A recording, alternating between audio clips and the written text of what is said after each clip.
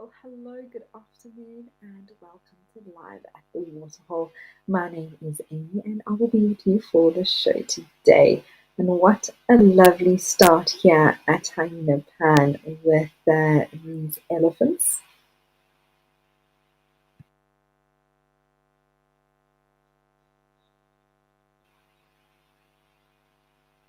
Just a lovely scene with all this water and all the green palm trees.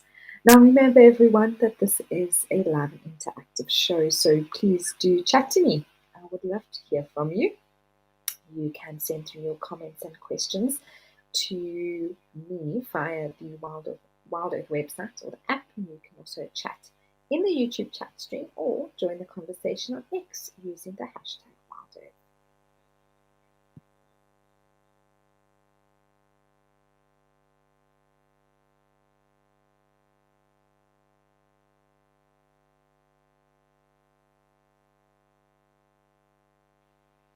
Very relaxed here, enjoying a drink. And I was just saying yesterday, we didn't actually see any elephants coming to this well where water is pumped up to provide for the animals in the dry season because there's just so much water around.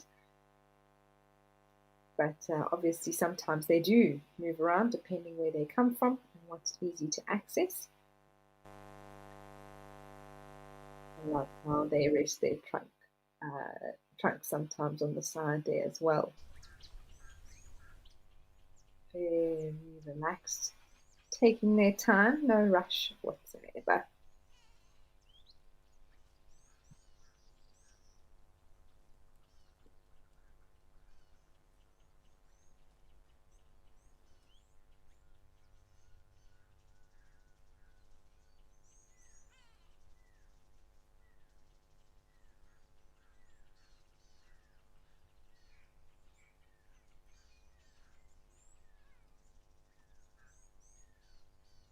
I'm looking forward to today. I don't know what might pop up for us on the show. We never know, do we? Which always makes it quite exciting.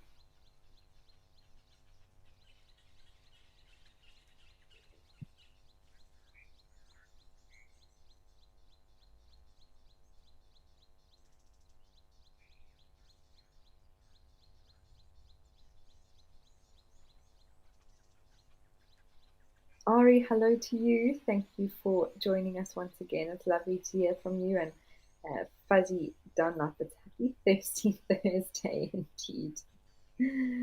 Definitely for the animals who are coming for a drink, that's true.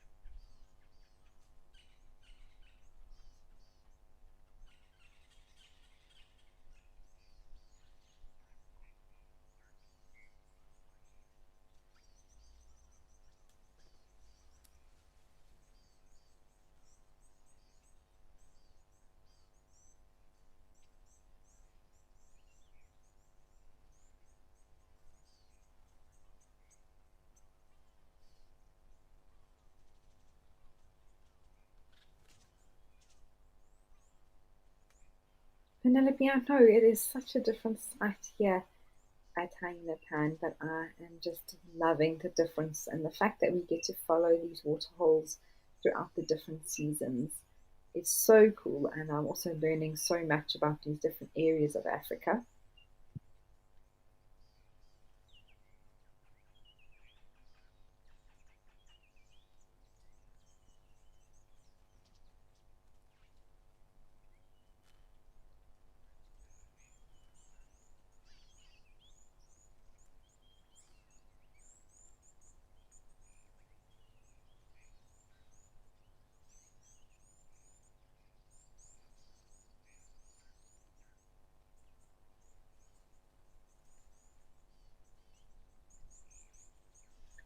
Now, I was trying to work out if this is a mother and calf here.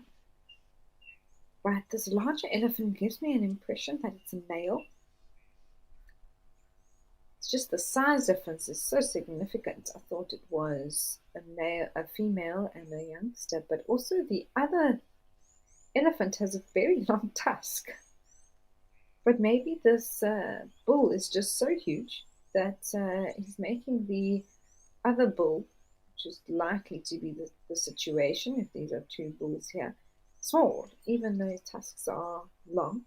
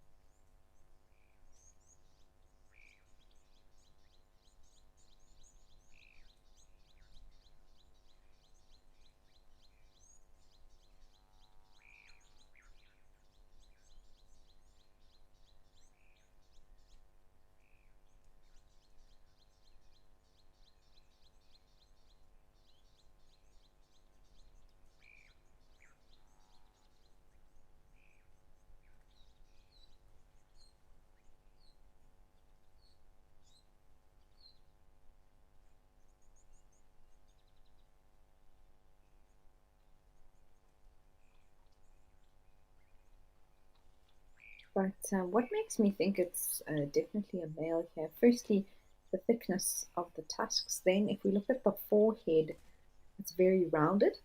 And then also, it does seem like there's a penile sheath on the belly rather than a female's genitalia, just by the way it's shaped there. So that makes me think that the other one is also a bull, but a much younger one that's hanging out with this older one.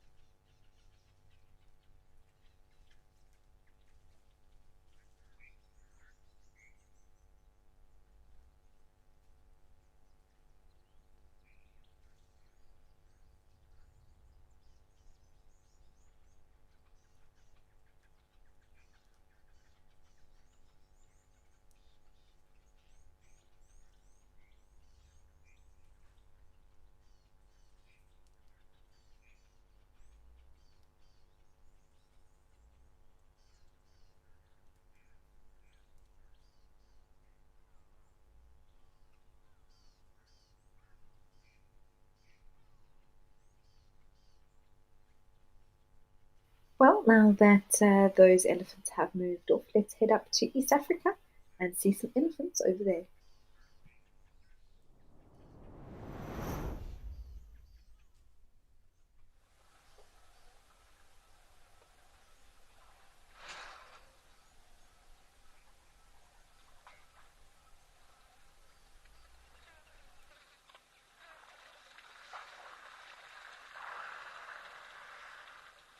Oh, and what a beautiful scene it is here. It always makes me smile when we arrive. These elephants drinking, also some giraffes off to the right.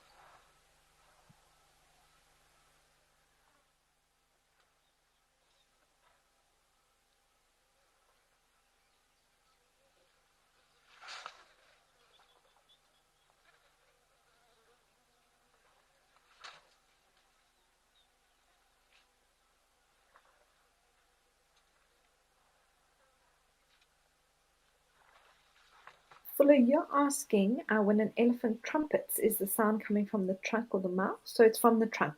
It's an exhalation of air that's forced out through the trunk to make that trumpeting sound. And it's quite interesting. The other day on Drive, when we had that beautiful sunset, it was on Tuesday afternoon. It took my breath away, to be honest with you. One of the greatest sunsets, my top two that I've ever experienced in the wilderness. Um, anyway, that afternoon we were watching the elephants swim in the waterhole here at Juma, which is where I'm based at the moment.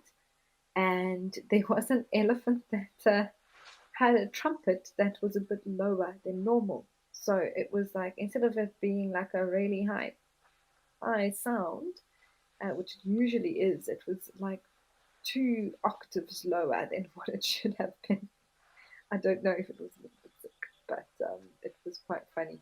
Obviously, there's something that's causing the exhalation of the air to not come out at that particular um, sound wave, or however you want to refer to it as, that's making the sound deeper than normal.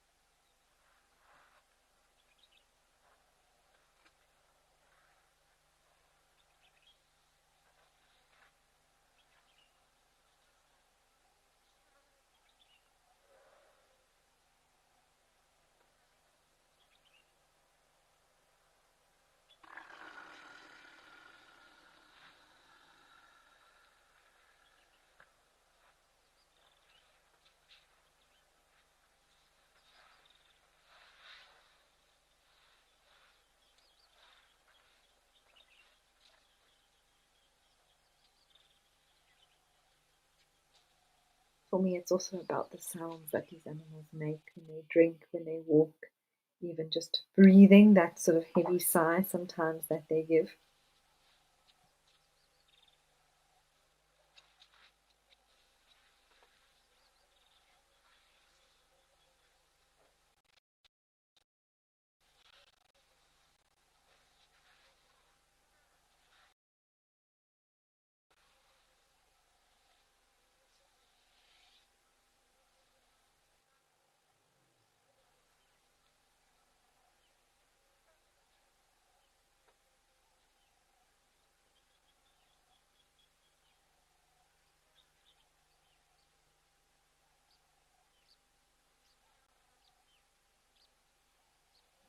They decided to move off, so I wonder if the giraffes might not come to the waterhole now that there's a bit of a gap. They often do wait. I don't know how busy Oldonyo has been, but in the past we've had it immensely busy here with everything from zebras to eland and oryx, all coming sometimes at the same time. Never mind giraffe and elephants as well.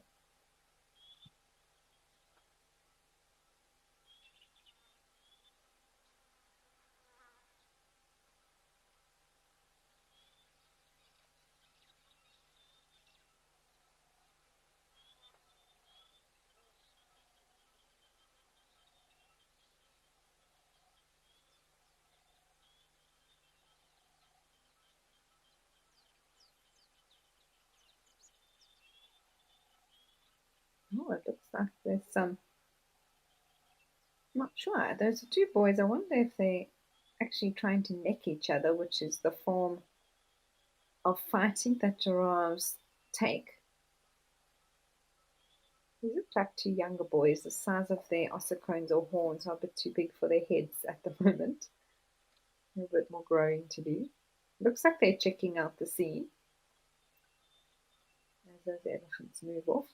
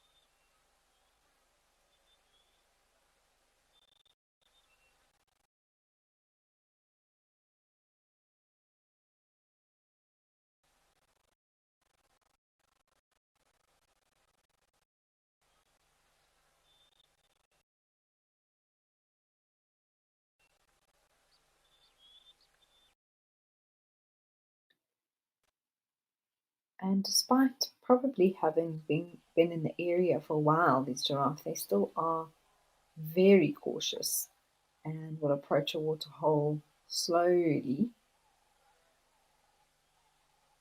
before they are comfortable enough to actually bend down and have a drink.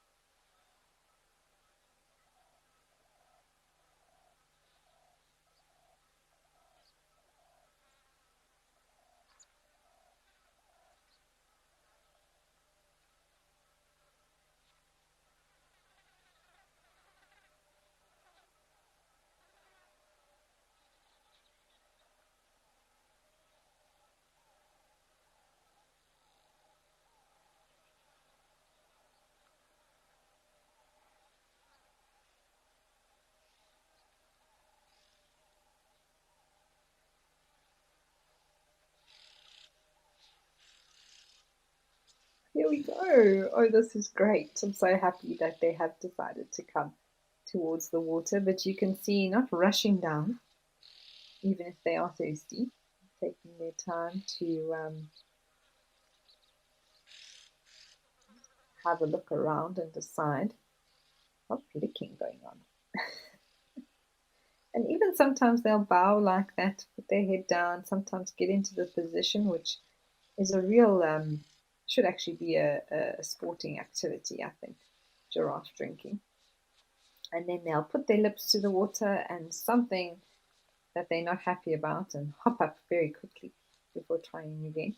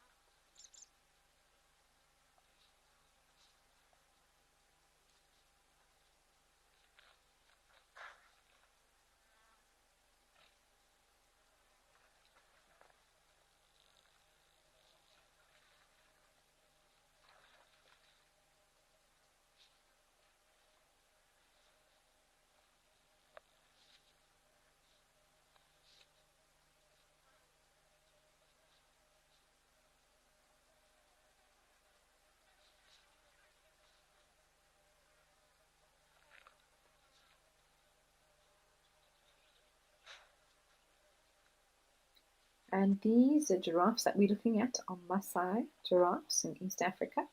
I mean, at a glance, you can't really tell the difference with the southern giraffe species that we get in South Africa. Um, but there is some differences that I think closer up, if you spend time with them in person, or even sometimes if we get a really good lighting and view, their patterns on their coats are slightly different from one another, but quite similar in a lot of ways as well.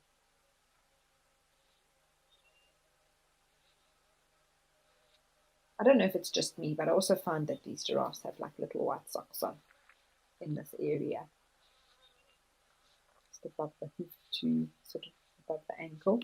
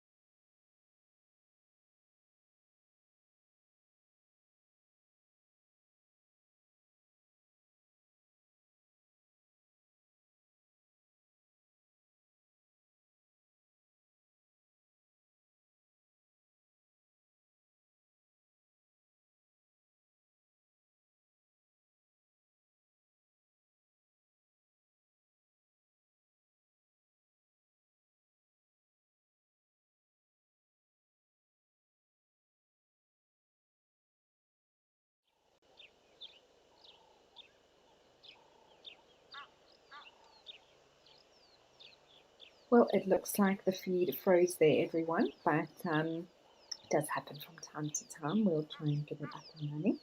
But for now, we've come over to the beautiful Juma in the Sabi Sands, and wow, just look at all that water. There's been a lot of action happening around this waterhole with the influx of water and just the ducks that have arrived as well. Well, there you go. Nadine's directing the show here with me today and says there was the cutest baby water buck with mom. I think she's been stashing it in these trees here near the water. I haven't seen it myself on drive yet, so it just shows she's not moving around very much. I think her and her baby's safe, which is very good on her part.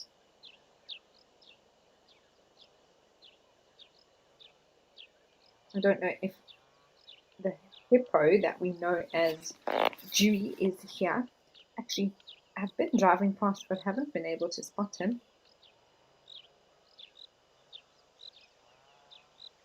There's just so much water that I think he is. There's so many different spots that he can go to. I do know that he favors one. I think that was him back there to the right of that sort of trees that sticks out in the middle of the water. There were just some ears, looked like ears. Apparently, he has been playing with sticks again.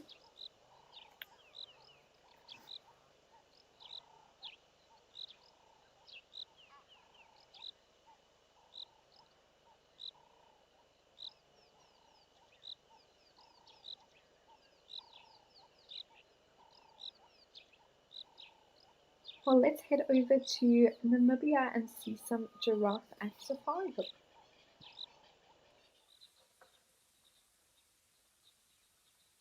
Along with some springbuck. These giraffes must also just be loving some greenery that's coming through on these trees.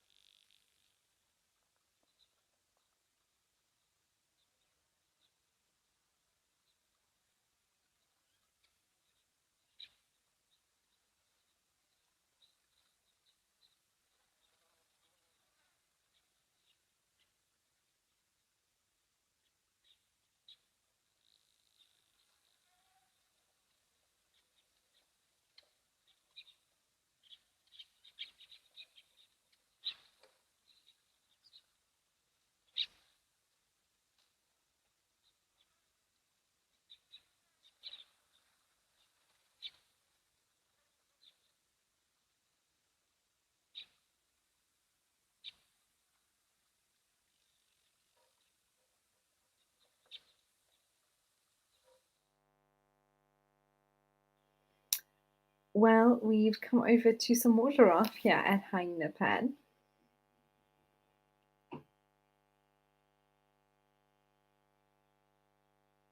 Which is beautiful. Just look at those reflections in the water.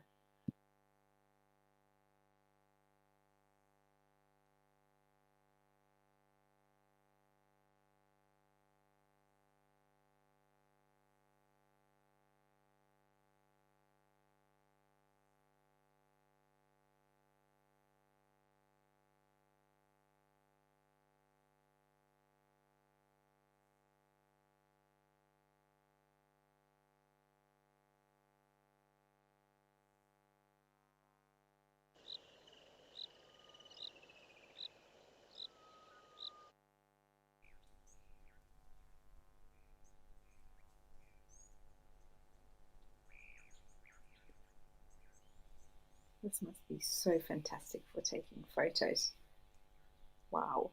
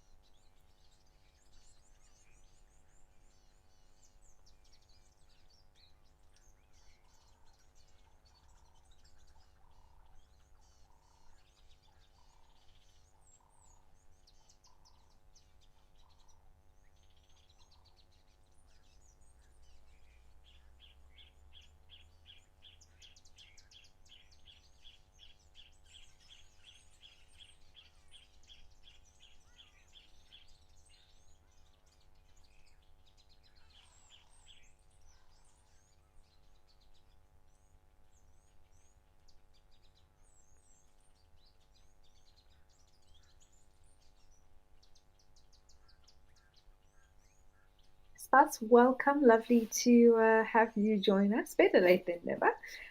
No, we just started the show off with some elephants. Very large elephant bull here drinking at this very pan with the younger one. They moved off though. And then we had some giraffes at Old Donyo as well. I mean elephants, and then giraffes afterwards. And then came down. Yeah, popped in at Juma briefly. Giraffes at Safari Hook, and now we're here at Tahina Pan with some more giraffes, and just a beautiful scene. I'm loving the green and the reflection and the giraffe. Haven't been able to spend time with giraffes at all in my week at Juma that I've been here, so I'm loving seeing giraffes through the waterhole show.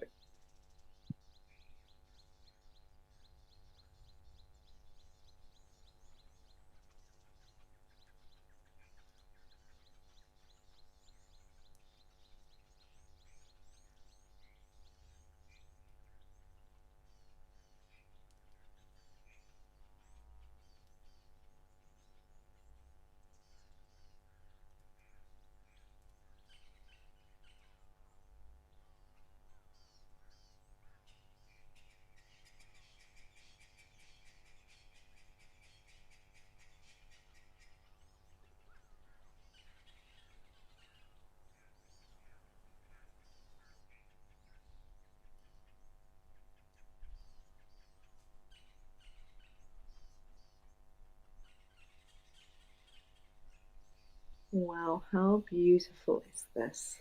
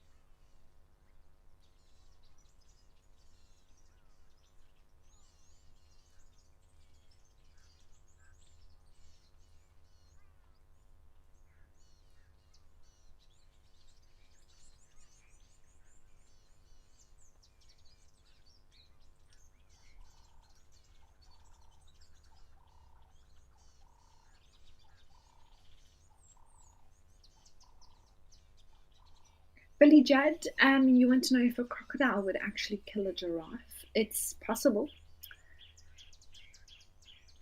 depending on the size of the giraffe, I suppose, or what it's able to grab or injure the giraffe. Generally, smaller giraffes are more likely than bigger giraffes. Even if it got it, let's say, by the neck while it's bending down, it's really would have to have the strength to sort of tip the whole giraffe over from the neck, which is a lot of weight. Not to say that crocodiles don't have the strength. I think a 6-foot croc would definitely potentially have the power to do so, but not something we see every day. The two males on the right have sticking their rear ends together, and we often see that when they start challenging one another, these males.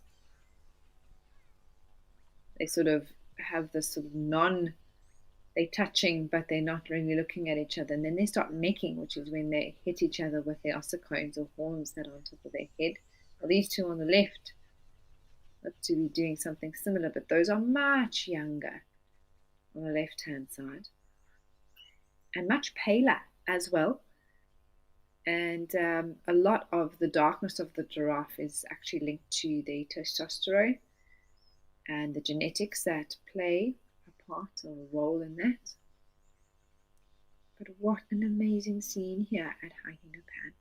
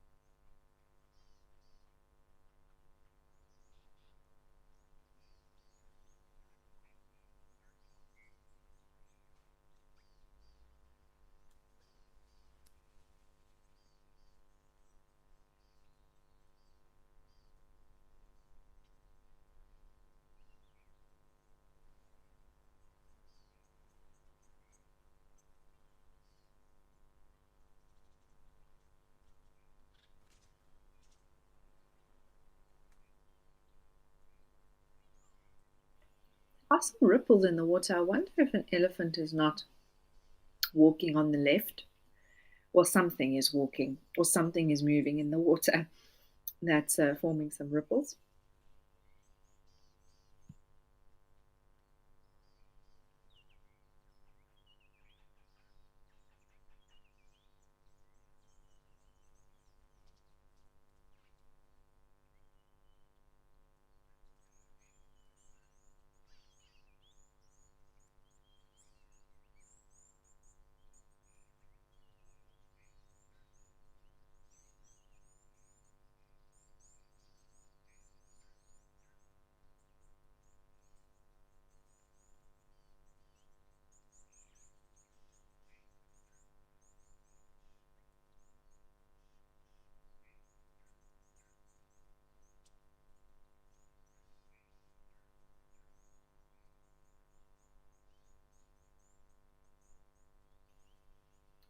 Ah, there we go. I thought something was happening somewhere. There's a little herd of elephants coming through.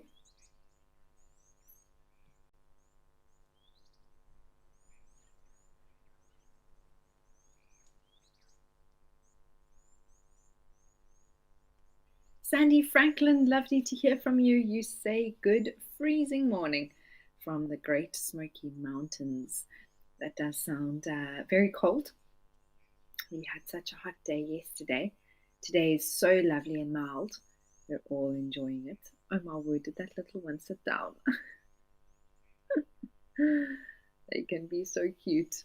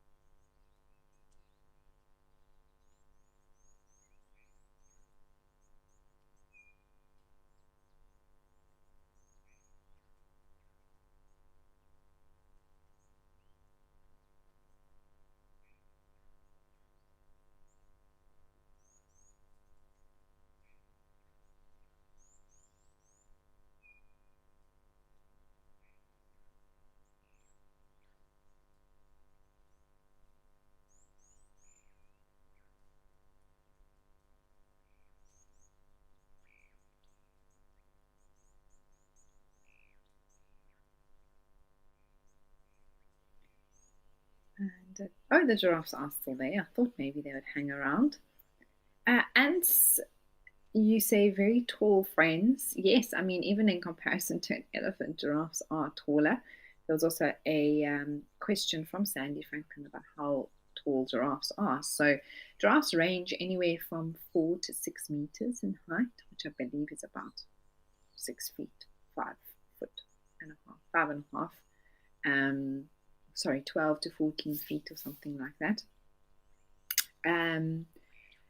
Males being generally taller, reaching anywhere from 5 to 6 meters.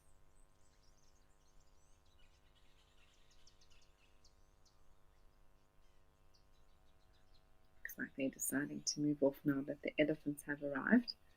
See, even though they're taller, they still are, I suppose the word would be maybe submissive to elephants just because of the power and strength of elephants. And also just their nature. Giraffes are a lot more timid, docile animals than elephants are. For the most part, we know that there can be instances where giraffes can be aggressive, but generally they just move out of the way. You know, if I take an example, lions are, a pride of lions is somewhere, a group of them, a few of them on the road or somewhere like that. Giraffes see, they'll just stare, maybe move off in the other direction. Elephants, one will come and chase the lions out of the way. So that just shows their different approach out in the bush.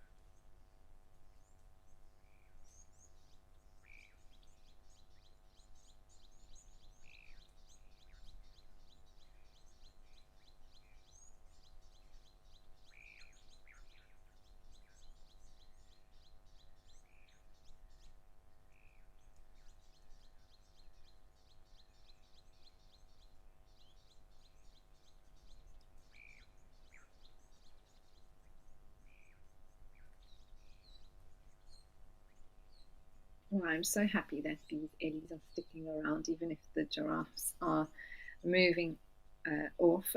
Earth Lover, lovely to hear from you. So good to have you with us for the show today. You say a giraffe's life is like it's in slow motion. Lol. It's true. Everything a giraffe does seem to be a little bit slower, even their running, which we didn't get to see here today. But we have seen it before. And just because of those long legs, even though they look slow motion, because of how big they are, they still cover such distance so quickly. But even the necking, it's difficult to believe there's such power behind it because of how slow they look to be doing it. But a lot of force behind those head blows.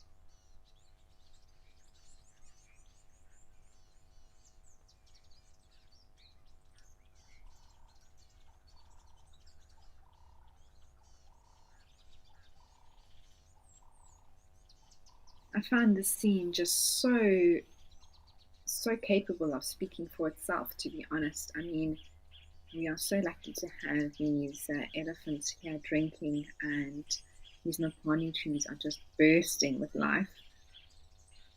I wonder if any mapani worms will arrive or hatch this season here on these trees, because when they do, these trees almost look like they've lost their leaves. If there is a large amount of worms around, they just eat and eat and eat and eat until they get very, very big. And then they can turn into moths, mapani moth. But I remember the first time I was exposed on a reserve I used to work at. We had a whole area of mapani in the northern part of the reserve. And I remember the leaves would come through in the summer and it would be amazing. And then all of a sudden, almost it felt like overnight, it looked like a hailstorm had come through the area and damaged some of the leaves. But it was actually all the mapani worms that had been eating them.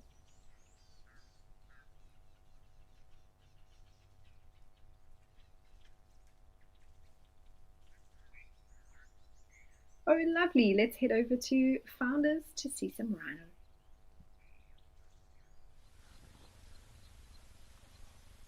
Oh, wonderful. I'm so happy. This is fantastic. And there's a baby one, my favorite animal.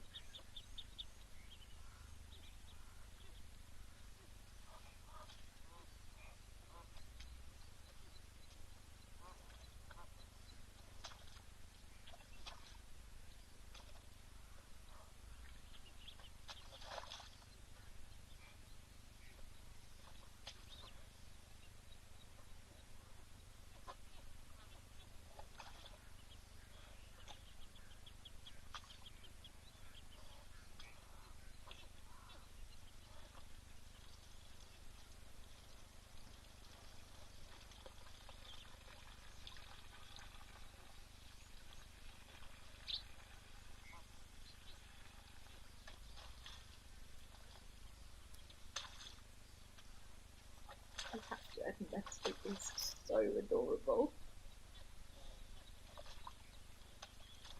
Just a miniature of mom.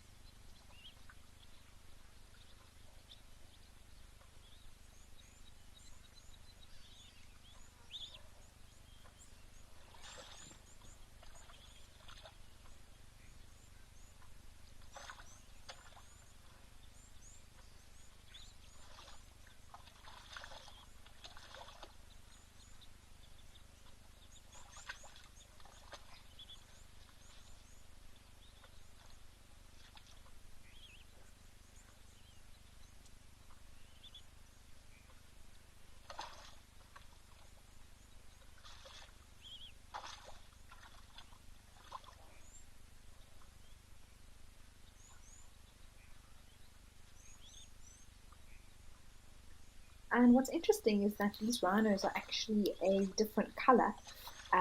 Well, they look to be a different color because if you notice that the color of the rhino actually matches the color of the soil, and it's not a different species, it's a white rhino. Um, but they often love to lie and wallow in this mud and sand and dust, changing their appearance somewhat to a more reddy brown color.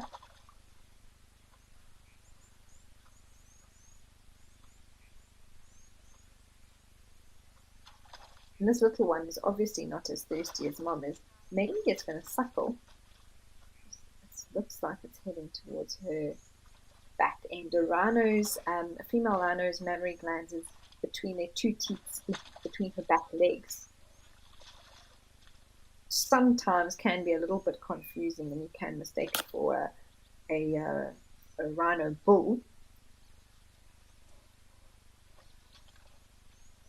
Oh, please slip and fall. That would be so cute. Not that I often relish in others' misfortune, but it would be very sweet, wouldn't it? Oh, are you curious? This is potentially dad. I don't know. It's a bit tricky to tell from here. It could also just be another female that's hanging out with him. White rhinos are quite gregarious or social.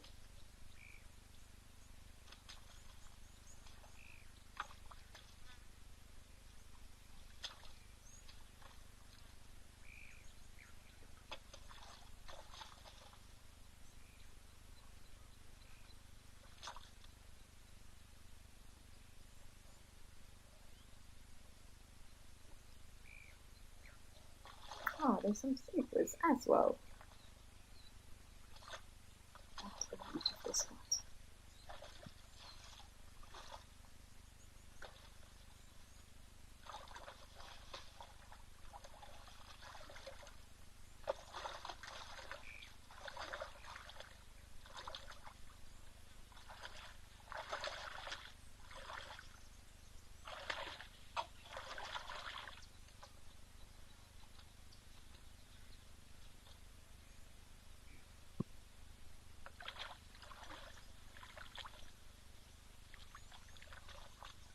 Mindy, yes, absolutely. It is such a gorgeous sighting. This is very special.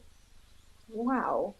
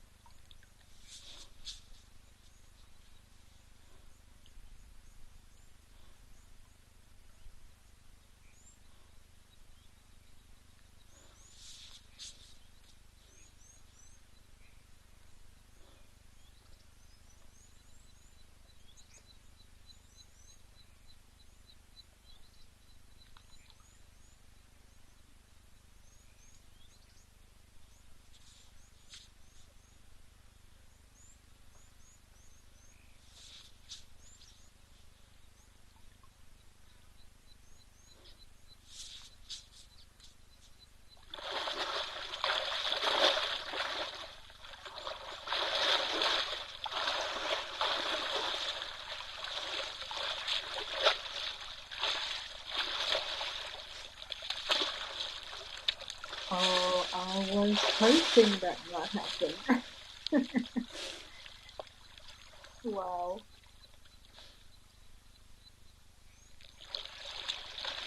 And from side to side, they do love a good wallow, everyone.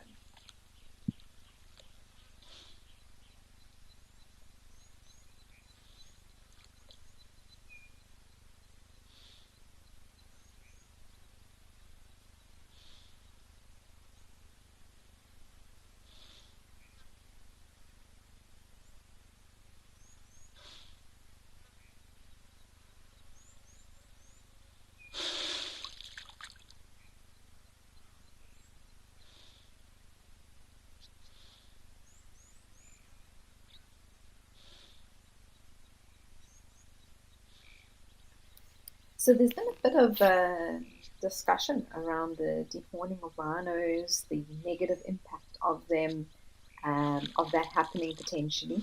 And Lady Macbeth, it's very interesting that you say there is actually research going on, which I very much believe. Oh, our speaker's just landed. You can hear it calling. Red Bull speaker. Whether the trimming affects behavior, and that it actually has been found to have somewhat of a negative effect on the black rhinos in Namibia. I can't believe it. You know, these rhinos, these animals have horns for a reason. They grow them, and there's nothing really out in nature that isn't without cause. Even if we don't understand it or we can't make sense of it, it has a purpose. And those horns are very much there as part of that purpose. And removing them must have some sort of impact. But Mindy, I also completely agree with you in that I'd rather have a dehorned rhino than a dead one. It's a sad truth that we live with these days, with the rhino poaching tragedy that is going on in our world at the moment. And it is something that the pros of keeping the rhino alive at this point far outweigh the negative impact it can have on the population, or the individual rhino, as long as they are surviving and being able to continue to breed and grow and increase their presence rather than decreasing it to keep them from extinction. But I do long for the day when we no longer have to trim the horns. And there are still places that do not trim and are able to protect them without that impacting the animal. And I think that is marvelous. If you're able to not have to remove it, let's not, for sure. I have also come across information regarding the trimming process and the impact on the animal. And I think it does tend to, the horn, let's be honest, is there for defense.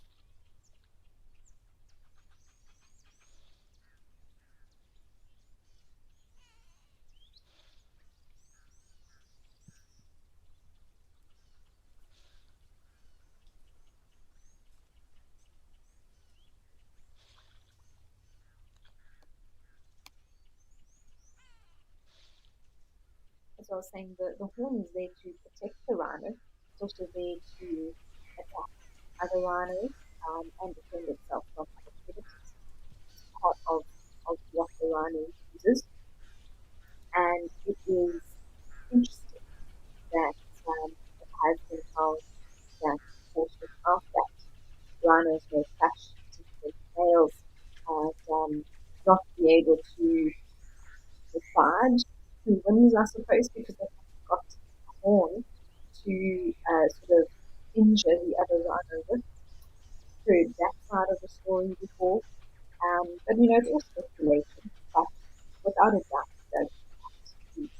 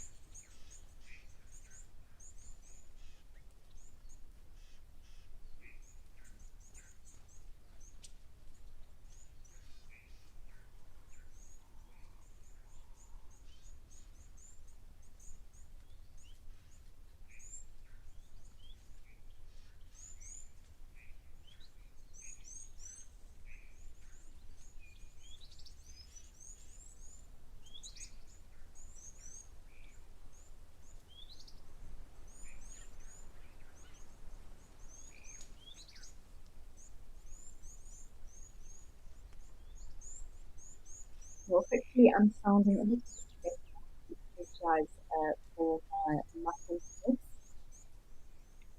It's just lovely to see these rhinos here that are growing.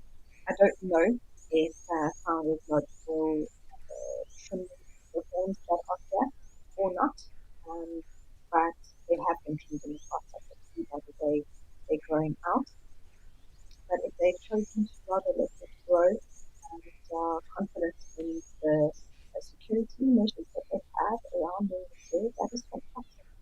And I do hope that in the future more and more reserves, if it is possible, are able to do that.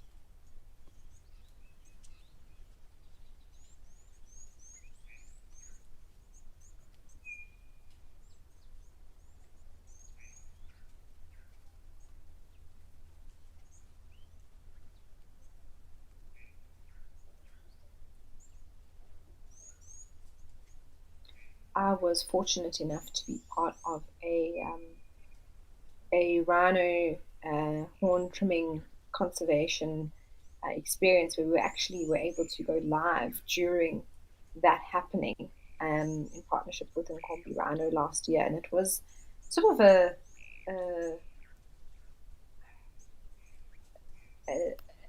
an experience that changed a lot for me. In I had been part of rhino conservation before, but to actually be doing it in this way, being able to be live and sort of on the ground and very much in the action.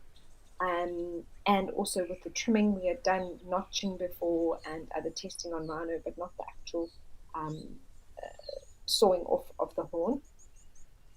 And when you see these animals get darted and the whole the effort it takes to cut off their horns, it is unbelievable. The amount of people involved in the team, the helicopter, the plane, everything that has to be done to protect these animals.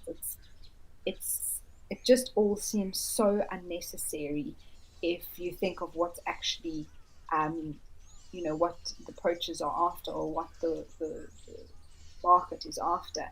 Not unnecessary in that, not necessary to protect the rhinos, that is very much necessary. But so, I held the piece of horn that had been trimmed off, and I was just like, this is nothing. It's worth nothing. It's our fingernails, our hair.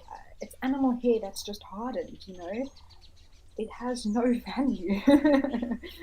um, but yes, it is worth so much because of the belief behind it, which can, be changed, I think. And it was really an eye-opening experience to see, and it just, like I said, it just felt so unnecessary to be putting these animals through this, the people as well that are all involved, and the time that's being taken, the money being spent. I just hope one day we're able to reallocate these resources to do more good for other species and the environment and overall, rather than just this rhino that we're trying to protect. Because finance when it comes to conservation, and so much is being used and allocated to the rhino, which is 100% valid at this stage with where we are in this crisis. But I do hope that opinions and beliefs around the rhino horn can change and lose its value. Like I say, it's just hard in hair scientifically, nothing behind it.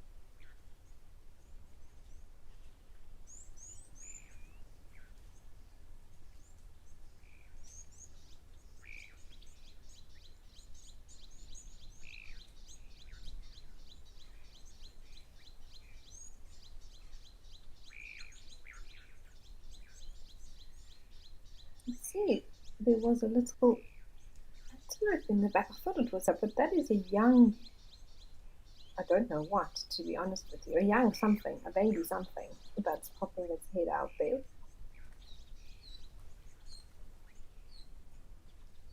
Could be a baby blessback.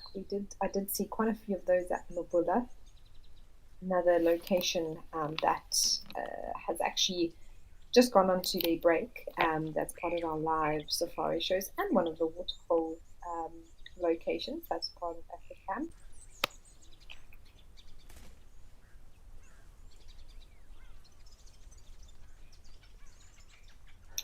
BB and Jam, with regards to microchips, yes, they have do use microchips. I know sometimes they even microchip the horns.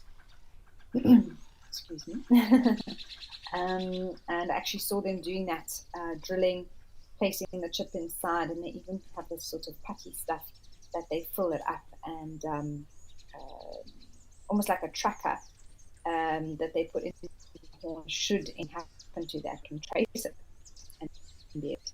So the G is also playing its part in protecting the rhinos and also taking down the illegal trade and the poachers as well as the kingpins that run the poaching syndicates.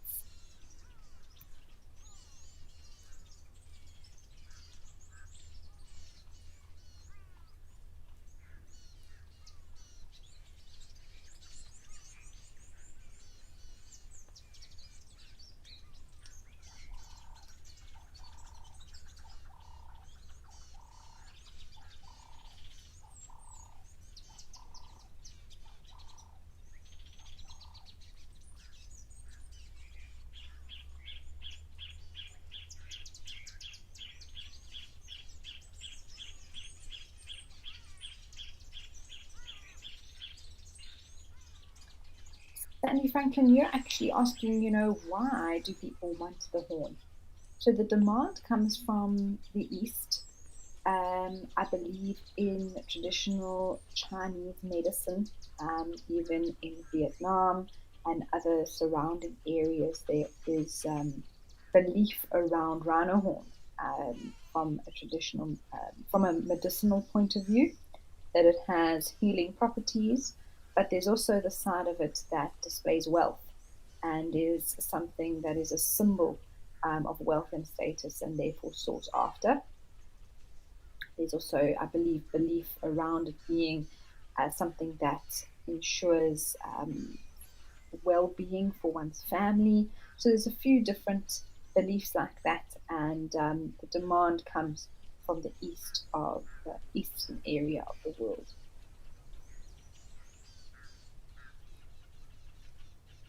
And the same actually goes for pangolins. That's actually the highest, most trafficked animal in the whole world is pangolin for their scales, made from exactly the same stuff as rhino horn, but also a lot of belief around those pangolin scales and demand from the East.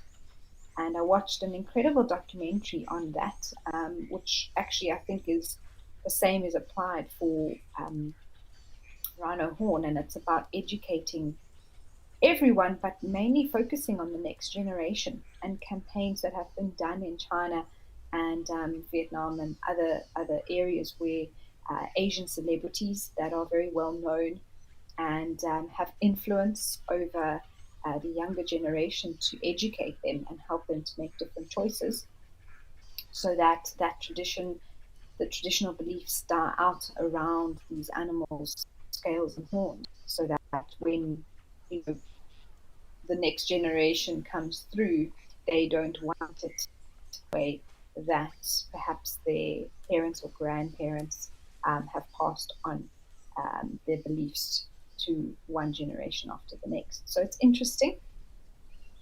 And I think there is hope. I like to believe there's always hope. A world without hope is just completely unimaginable. And I want to think that there's enough people who want the right and the good thing to actually make a difference.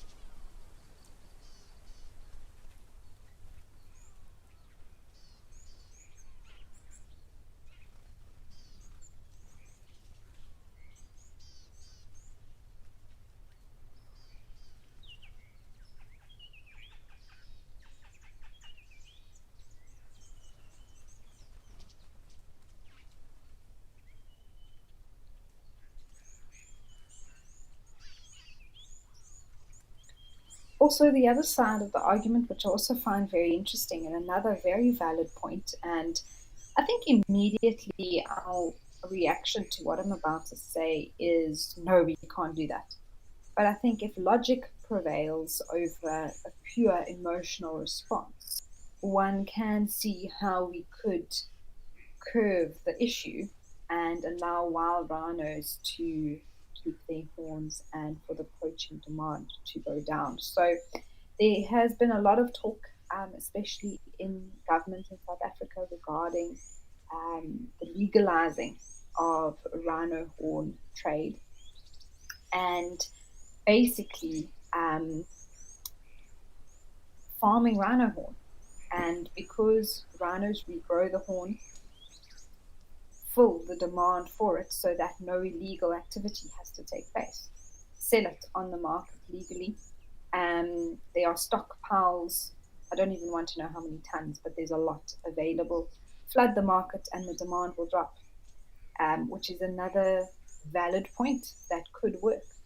Um, but we won't know how it will affect the industry or what that would actually lead to, perhaps even side effects or ramifications from that that might be potentially worse.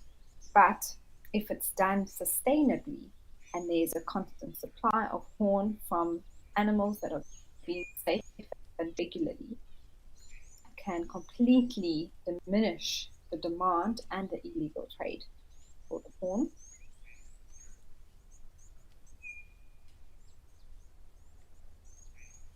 So it is something that is well worth a lot of discussions, but we will have to trust the powers that be to make those calls.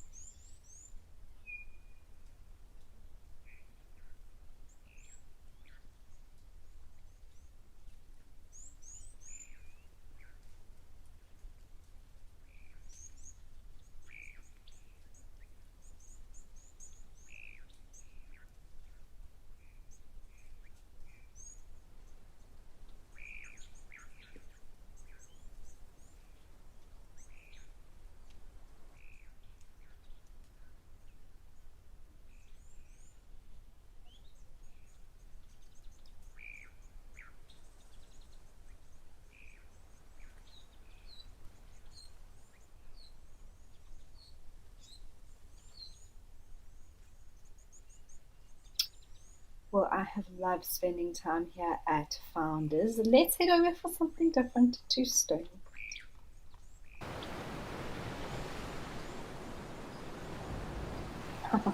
Wonderful. It doesn't look like the most comfortable position there for this Duffy. Looks a bit pointy, that rock, but it's obviously very comfy in that spot.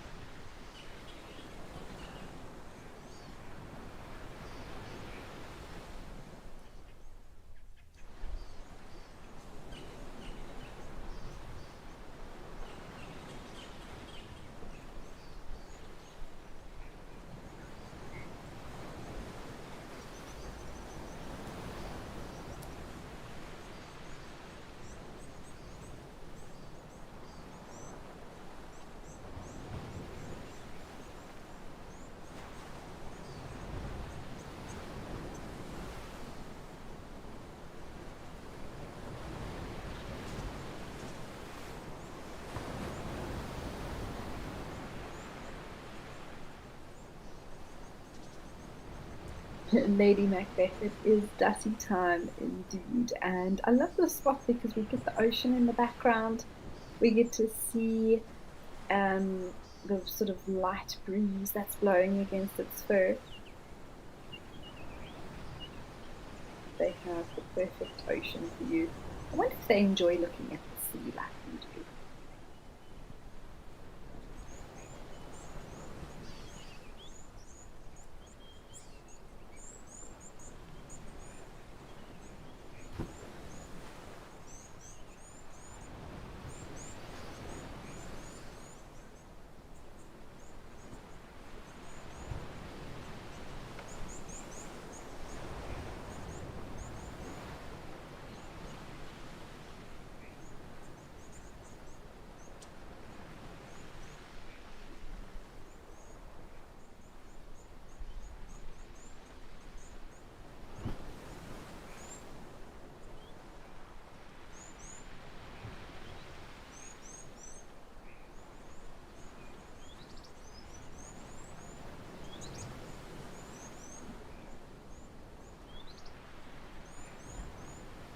Looks like it's actually tucked its right leg away.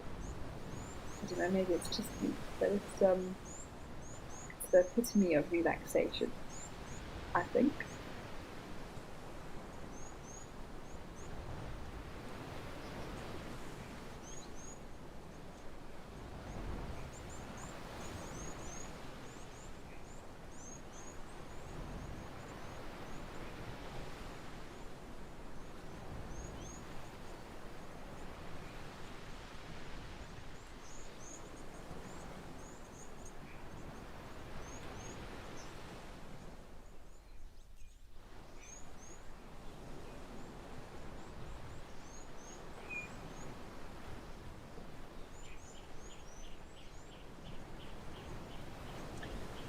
Spas, you'd like to know how much Dussies weigh and the difference between male and female.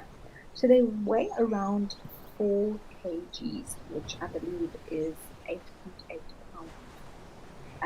And the males weigh a little bit more than the females. They're slightly larger.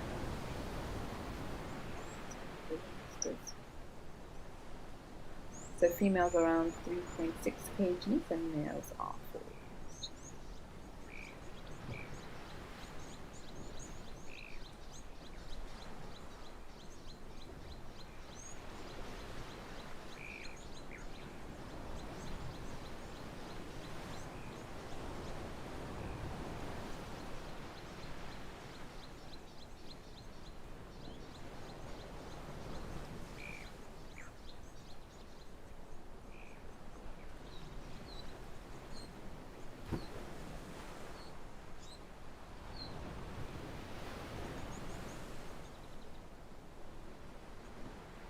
I think that is that girdled lizard. You can see the coloration as well as the size of the head. Slightly different from the agama that we had yesterday. Suppose you say from rhinos to dussies at Stony Point, you are really enjoying spending time watching this afternoon. It's a pleasure. It's wonderful to have you and everyone else on board. We've had a wonderful show. It is flying by.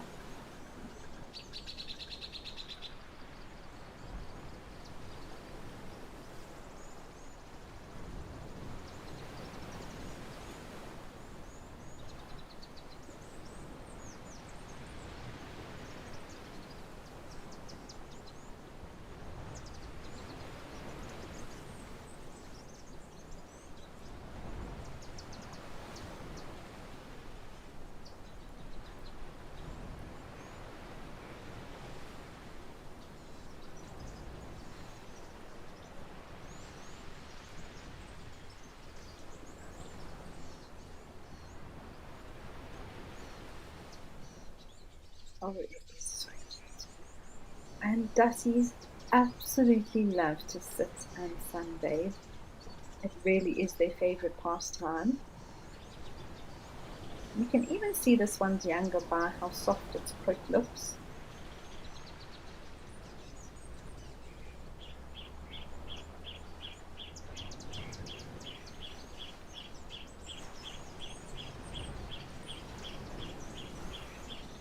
Lindy, regarding the penguins, yes, I believe this is a breeding colony, one of the largest ones in the world that is here at Betty's Bay and looked after by the Cape Nature um,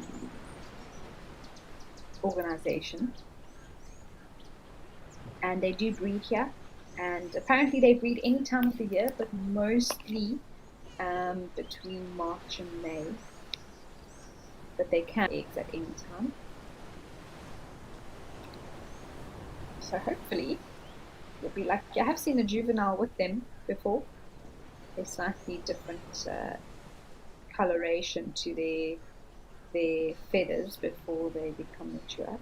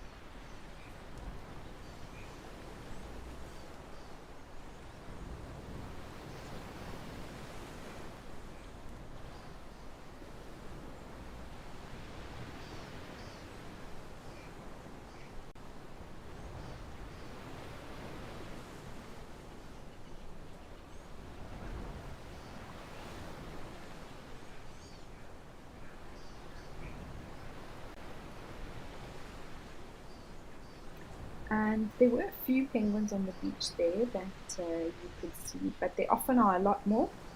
I think many of them are out looking for food. Oh, there's some more.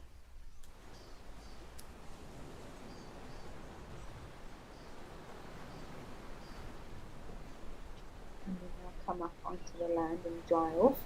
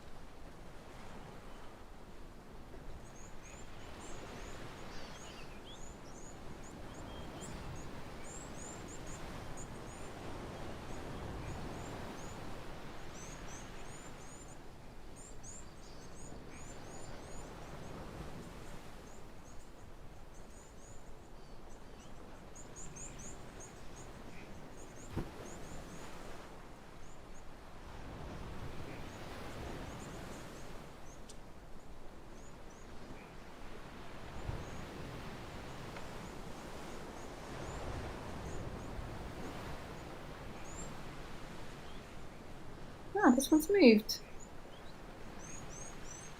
Wants us to rock to a different perch. What are you eating? Or are you just moving around your mouth? Oh, there's a bit of a yawn. Waking up from dreamland. Yeah, I'm talking about you.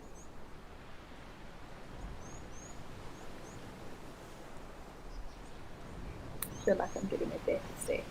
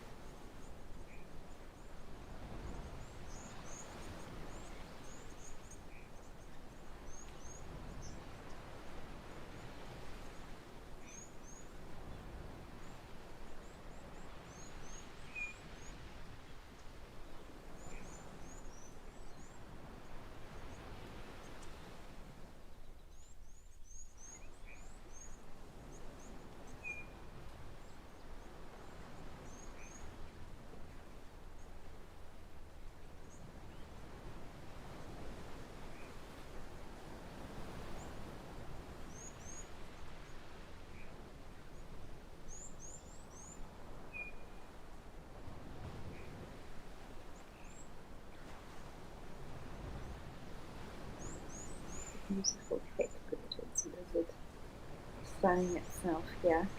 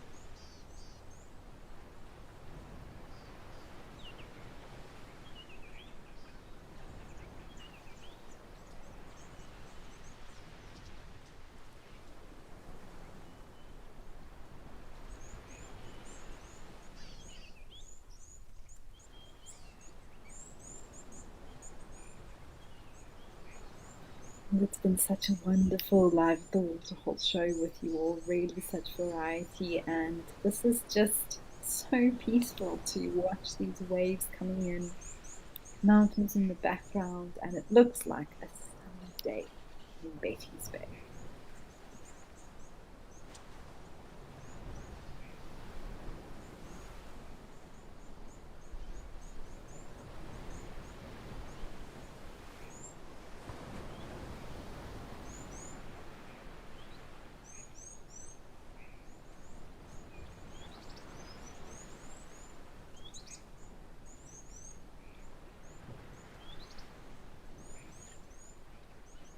Sebastian, you want to know if Hyrax fur is waterproof? I don't think so, no. I think that is why they climb into these crevices and things like that between the rocks to protect them from the rain. There might be an initial sort of that the water rolls off, but I think with enough um, moisture or raindrops or splashes wherever the water source may be coming from, it would soak through.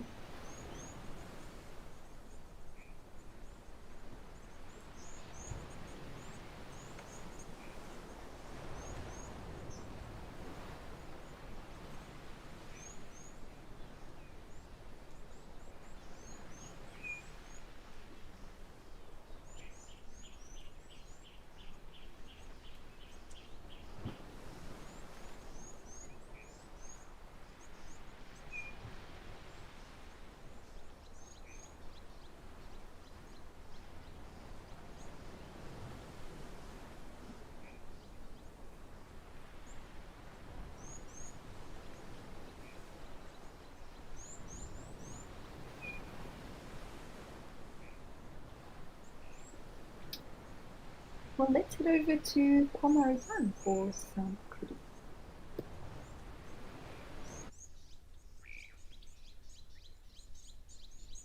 So beautiful, a little herd that's come to drink. You can see the water level has risen here as well. Gorgeous animals. Wow, their stripes are very white. A few little ones in between as well.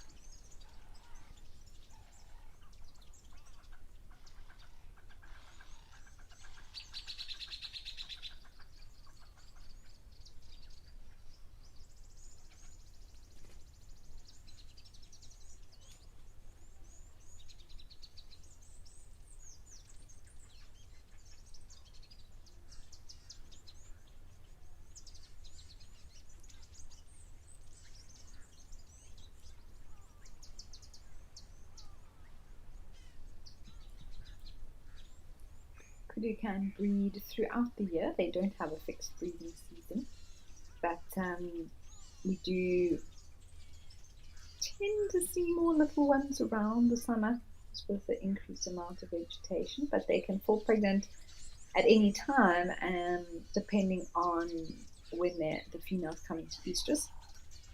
And their gestation is 9 months, so I suppose give or take, whenever the little ones are still small, they will see some good vegetation while they're still young. If they're not born in summer, then they'll see it a little bit later. Oh, there's a bird water bathing.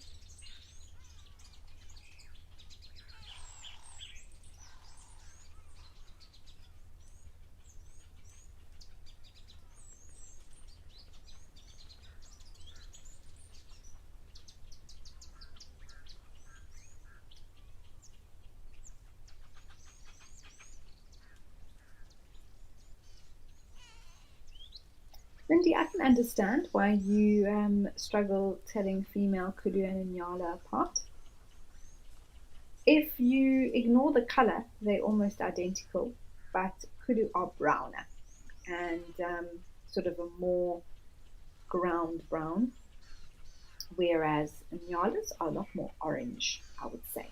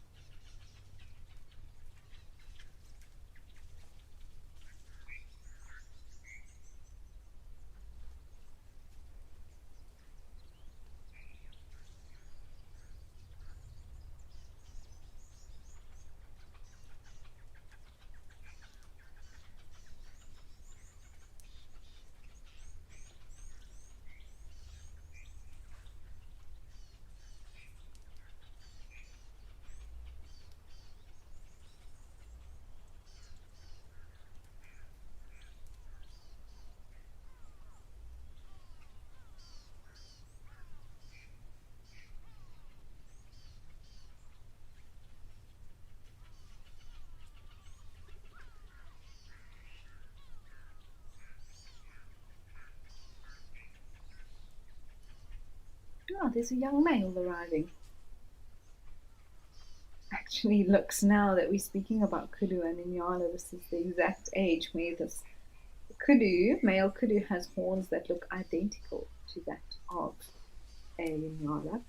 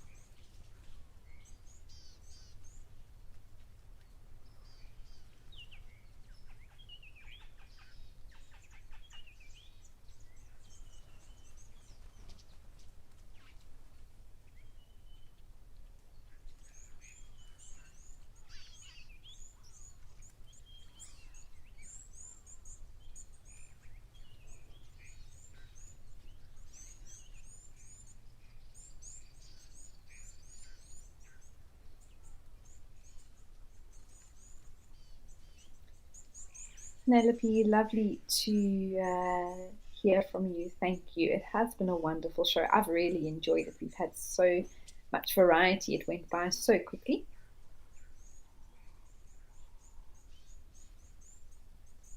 And indeed, Wild Earth will be back at 4 p.m. for our live sunset safari. So please do make sure that you all stay tuned for that.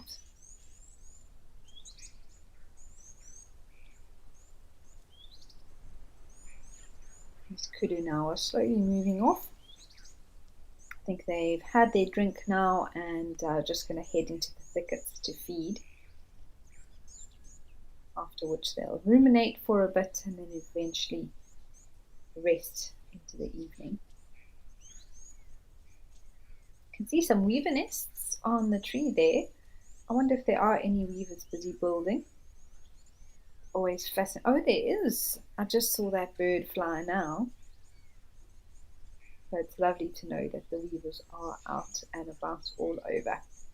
Well, everyone, it has been fantastic. Thank you for joining me here at the Waterhole Show. Thank you also for all of your comments and questions. We've had some great conversation today, as well as just being able to relax and enjoy. The Waterhole Show will be back again tomorrow, same time, same place. And like I said, we'll be out on Sunset Drive at 4 p.m. So I look forward to seeing you all there. I do wish you all a pleasant day or evening ahead, depending where you are in the world. And we'll see you soon. Goodbye for now.